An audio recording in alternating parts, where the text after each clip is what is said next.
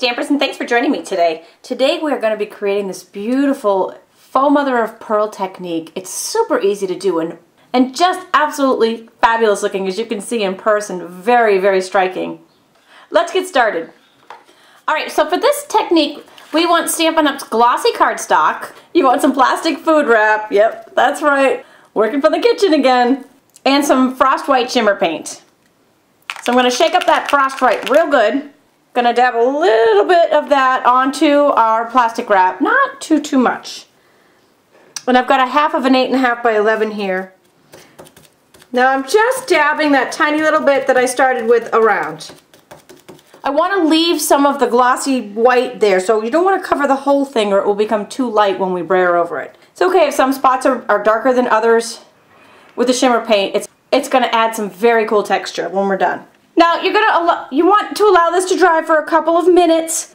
If you're short on time, you can use your handy dandy heat tool. Once this is dry, we want our rich razzleberry and your handy dandy brayer, and we're going to roll, lift into the brayer, just like we normally do on a brayer. Make sure you get full coverage on there. And then we're going to roll that right out, and you see I'm going back and forth a little bit, right onto the cardstock. Don't spend too much time on this because really you're not going to see. Some of these may have lines. We're not going to roll all the lines out this time because you're really not going to see them. And I'm just going to go the other way. So when we're done, our glossy piece looks like this. And it is fantastic, isn't it? We'll be using the Fun Flowers Bigs Die for the Big Shot from Stampin' Up. That just lays on top. And that fits our standard size cutting pads perfectly. I've sandwiched it between two cutting pads, and we're just going to crank it right through the Big Shot. And then when we pop out our flowers, see how beautiful they look? It's just such a cool, very, very cool in person too.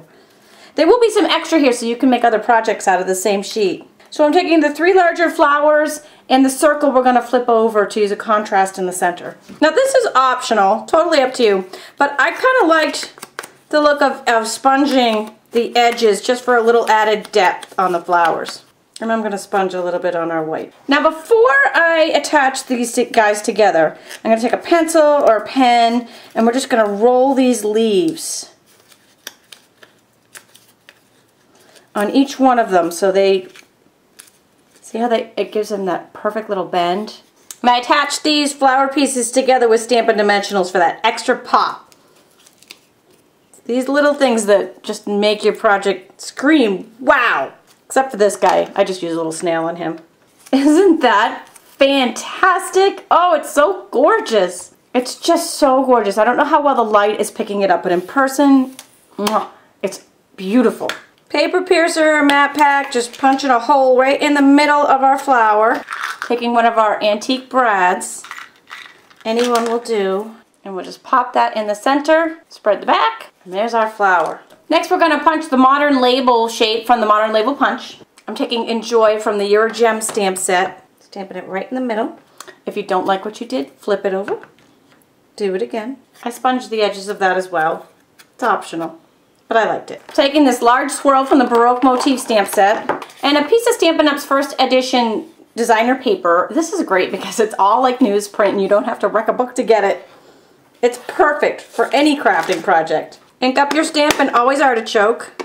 And I actually stamped this twice. Once towards the top, going about halfway into the paper.